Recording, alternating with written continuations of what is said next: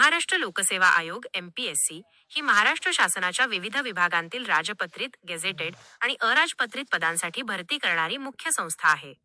जर तुम्हाला उपजिल्हाधिकारी, पोलीस उपअधीक्षक, DYSP किंवा तहसीलदार यांसारख्या पदांवर काम करायचे असेल तर ही परीक्षा देणे आवश्यक आहे. या परीक्षेबद्दलची महत्त्वाची माहिती खालीलप्रमाणे आहे. 1. परीक्षेचे टप्पे, स्टेजेस ऑफ एक्झाम.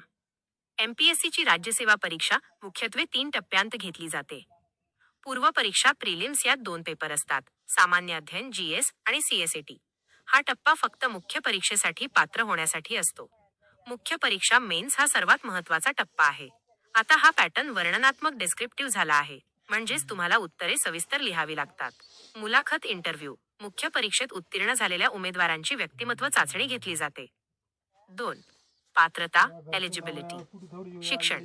कोणत्याही मान्यताप्राप्त विद्यापीठाची पदवी, ग्रॅज्युएशन, पूर्ण असणे आवश्यक आहे.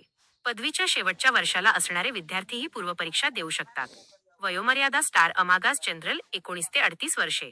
मागासवर्गीय रिझर्व्ड 19 ते 43 वर्षे. भाषा.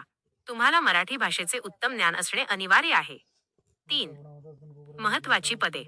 Top posts. MPSC मार्फत निवड झाल्यानंतर तुम्हाला खालीलपैकी पदे मिळू शकतात. 1.